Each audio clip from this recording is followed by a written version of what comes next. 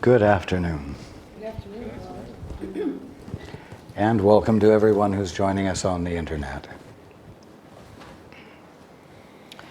This next chapter is called The Journey Back.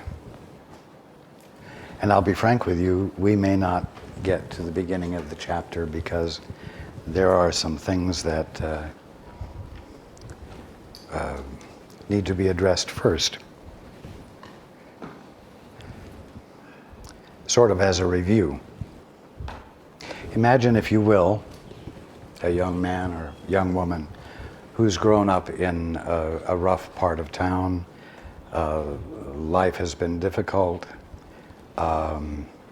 Life is a struggle for survival. There is little time for kindness.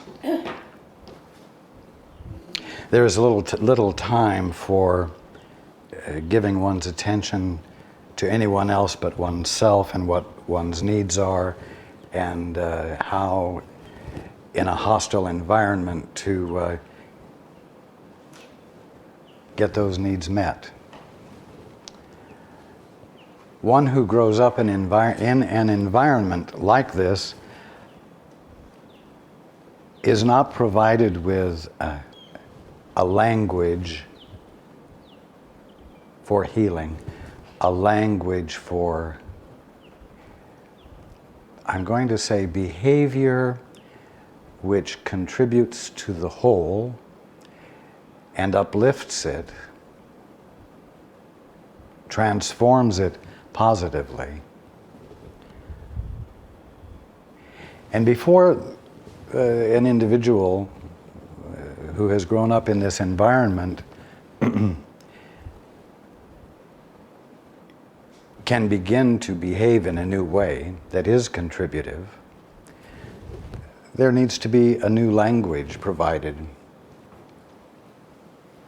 In a dog-eat-dog world, the words kindness, thoughtfulness, appreciation,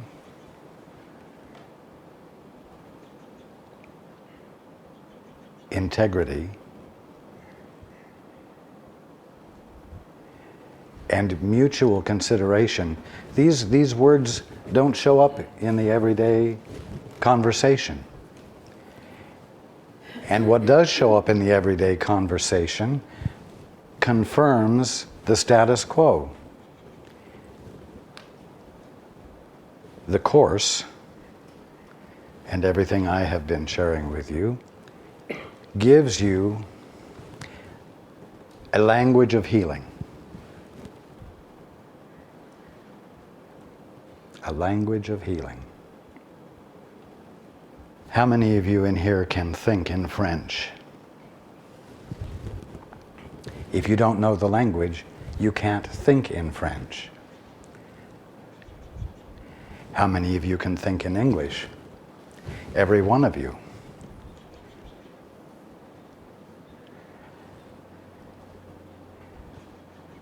Now, it's easy to understand that if you don't know how to speak French, you can't think in French. If you don't know how to think in language of healing, you can't have the evidence of healing. Now, I have been providing language for healing, but there's not enough, for lack of better words, thinking in terms of healing going on. You're still thinking in the old language. There are two instances that occurred this past week that I would like to highlight and amplify on. One of them, someone said, well, if you're not awake, you shouldn't bang your head against a wall if you don't want to have a headache. If you're not awake, you shouldn't do such and such if you don't want to suffer.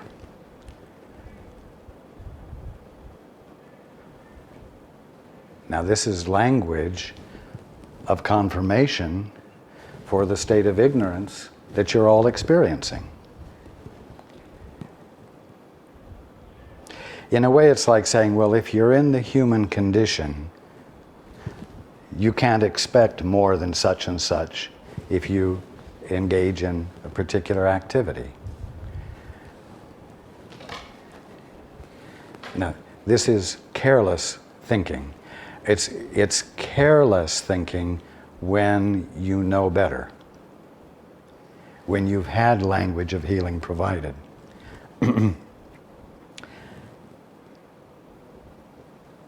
The current language says you all exist in the human condition.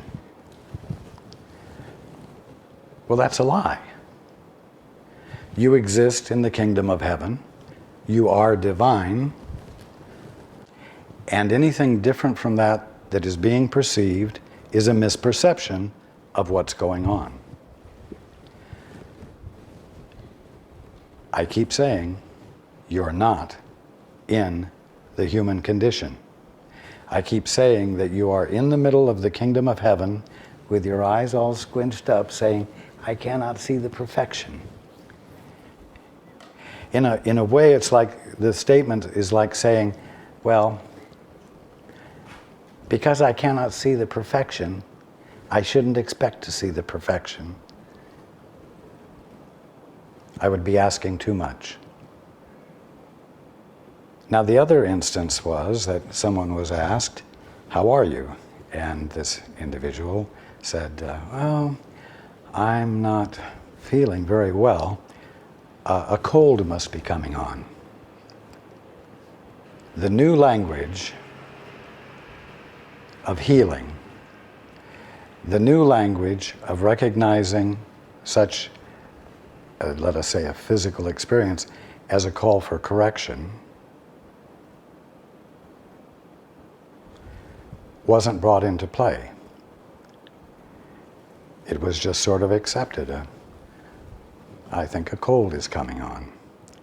As though there were such a thing as a cold that has a life of its own that was going to come in and do its dirty work and then go on its way, and no choice was to be had about it.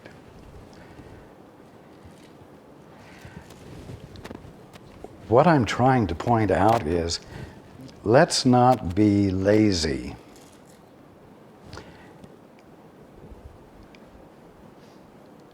If you know the truth, if the truth is being presented to you, if language of healing is being provided to you, let's use it. Well, someone might say that's being proactive. And that sounds like willfulness to me. And I don't want to get willful here. And if I say, well, you know, if you bang your head against a wall, you can expect a headache, I'm not being proactive. I'm being really very passive about it. Or if a cold is coming on and, you know, that's just the way it is, I'm not being proactive. I'm really being very passive. But I'm going to tell you something. Every thought is proactive. If you say,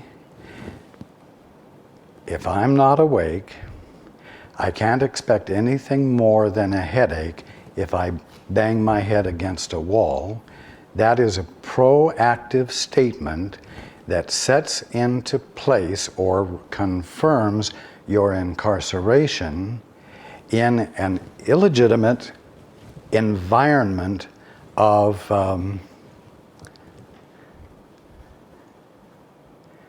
sin, disease, and death, suffering. If you say, I think a cold is coming on, I don't feel too well, I think a cold is coming on, that is a proactive statement. Every thought you think is proactive and either establishes your freedom or re-establishes your incarceration. That's very important. Every thought is proactive. Another way of saying it is every thought is causative. Now, a thought that is not based on truth, a thought that is in error, stated, doesn't actually create anything except dissonance in you, because you are attempting to function at odds with your nature and at odds with your very being, and you can't do that without being uncomfortable. So, it has an effect, you could say, but you know what? It's like if you kick God, who is immovable, your toe is going to come into the experience of the immovability of God, and that the attempt to kick against God can't effect anything. And that recognition is a strong recognition. You say it hurts. And you say it's because you're in the human condition and you have a material toe and blah, blah, blah.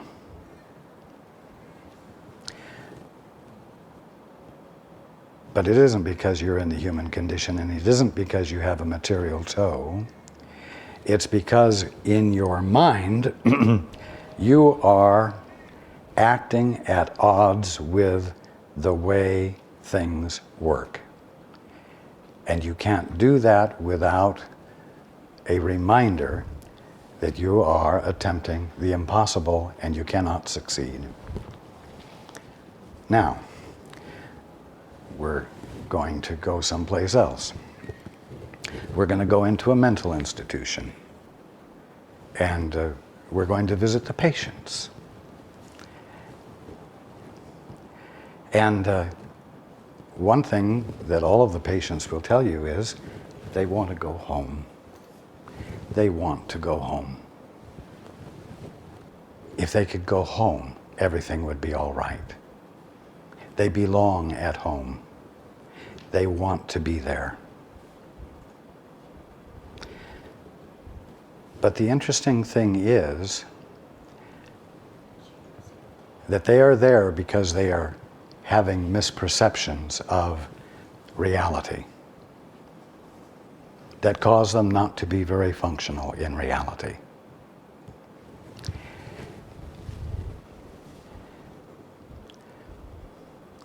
You see, when we're awake, we won't get a headache when we bang our head against a wall. When we're awake, we won't get colds. In the meantime, though, don't bang your head against a wall, and don't think to challenge the first evidences of a cold as being illegitimate and not divinely real. For the person in the insane asylum, the call is for the abandonment of hallucinations right there in the insane asylum. They must become clear, lucid, reasonable, seeing clearly there before they can leave. Why am I saying this? Because healing is not something that will happen after you wake up, after you go home. The waking up occurs right where you are, quote, in the human condition, unquote. Why? Because the human condition is nothing more than the kingdom of heaven misperceived and believed. The language of healing is the language of correction. Correction of what? All the bad stuff that goes on in a material world? No. In the mind that is misperceiving the kingdom of heaven.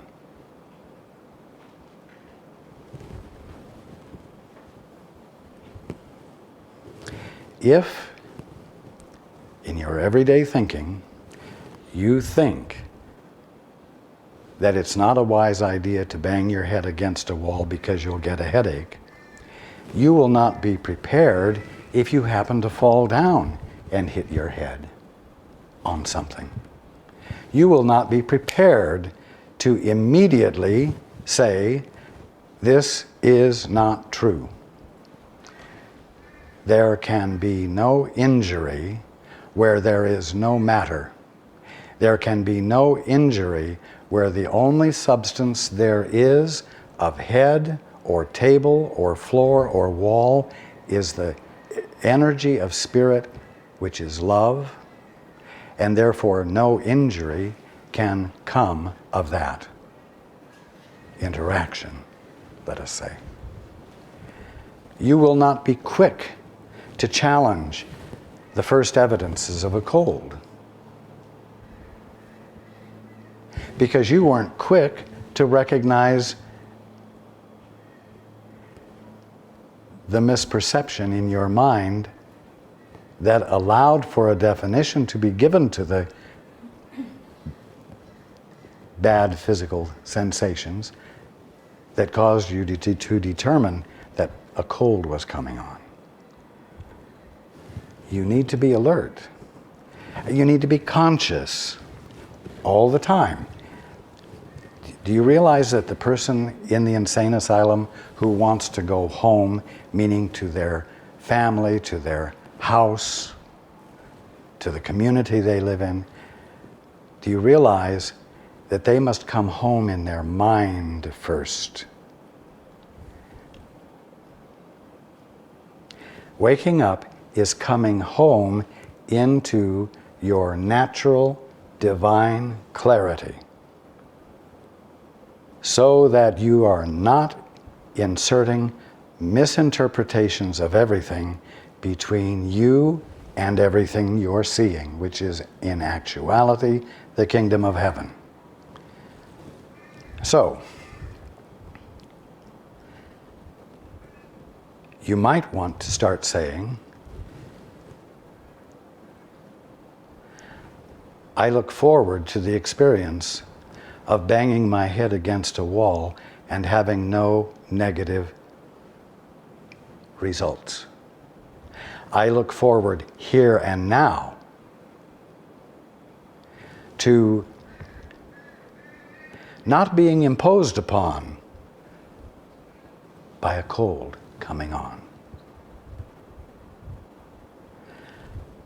I look forward to returning clarity right here in the middle of the insane asylum. It isn't going to happen out there when I'm back at home. I want clarity, and I want that clarity to be available to me in this instance, in this instant, in this place I find myself in, wherever that might be, and I expect to see different results different from the ones I had when I was not using language of healing in my thinking processes. Now are you the sons and daughters of God. Now is when the kingdom of heaven is happening. And here is where it is happening. And you are each the Christ with the capacity to see it as it is. And you need to want to see it enough not to let yourself sloppily think in the language of conflict. And especially not to justify it. Don't justify suffering, because what can you expect? We're in the human condition. That's language that needs to be kicked out. That is language not to be allowed. Why? Because it doesn't allow for healing.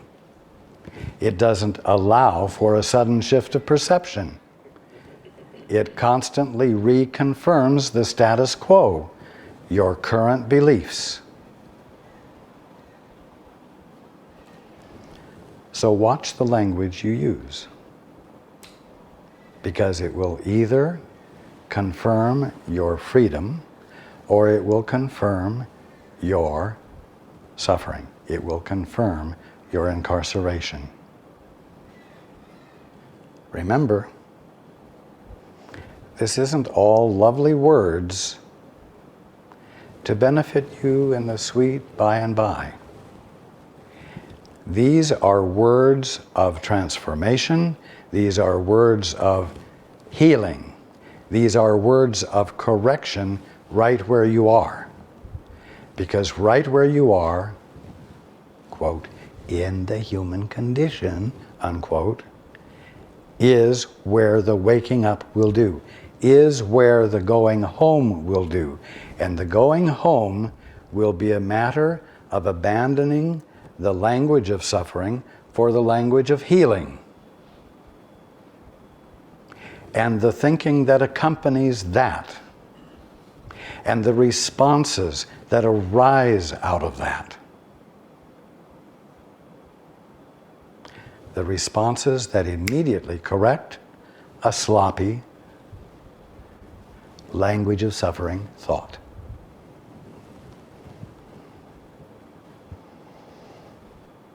Too proactive for you? Well, remember that the thoughts that don't challenge the status quo proactively confirm it.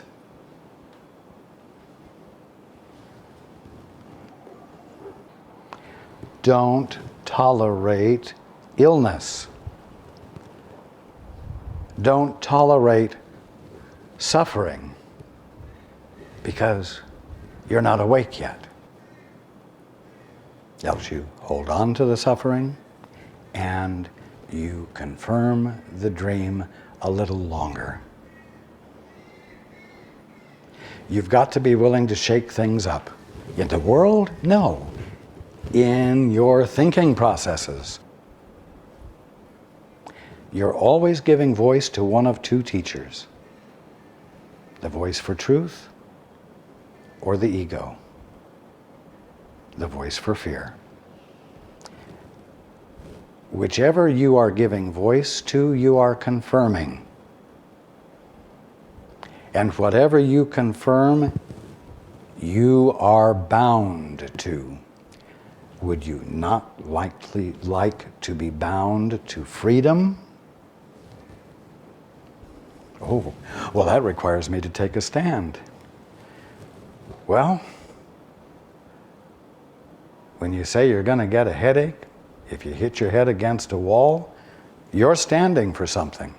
You are standing for something. You're standing for suffering and for continuing to be locked into an illusion. At every moment, you are standing for something.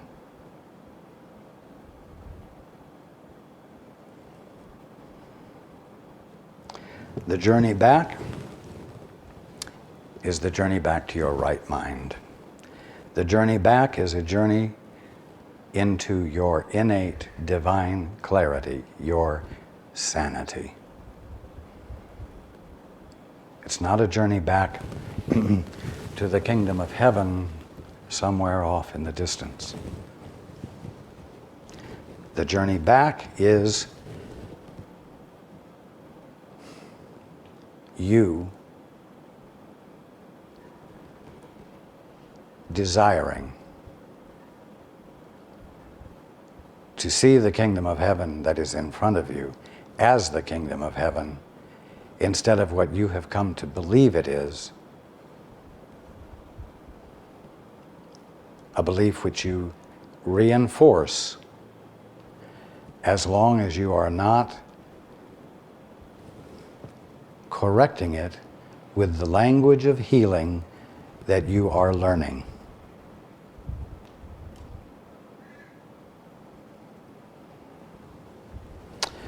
Well, I can feel the cold coming on. I better go get the echinacea. Oh, you are interested in correction. Obviously, you're interested in correction. But why not catch the thought and step back from the initial thought? Oh, a cold is coming on. Step back from it. No, that's not true. Beliefs come to me for life, and I give them all the life they have.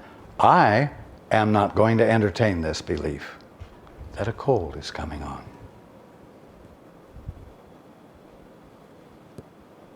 You see, correct it by stepping back from the thought and the definition you gave.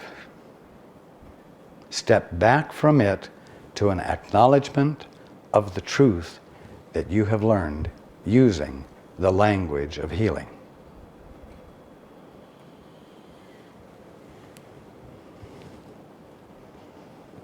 And be clear ahead of time that if you do hit your head against a wall, you don't need to suffer for one moment. Be clear about that ahead of time. Because spirit interacting with spirit is purely harmonious. And there can be no injury from the interaction of the energy of love. It's your birthright, if you happen to bump your head, not to suffer from it, even for a split second. If you don't see that this language of healing that you are learning is giving you the capacity to be free here and now in what you're calling the human condition from suffering, then you are as lost as you were before anybody gave you the language of healing. And that's not its purpose.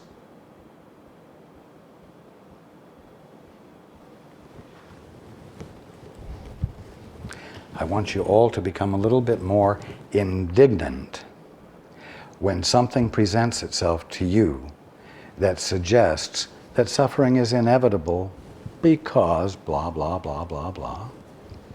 Not the least of which is that right now you're in the human condition. No, you're not in the human condition any more than you're in this lifetime. It's bad language. It's language that will not free you.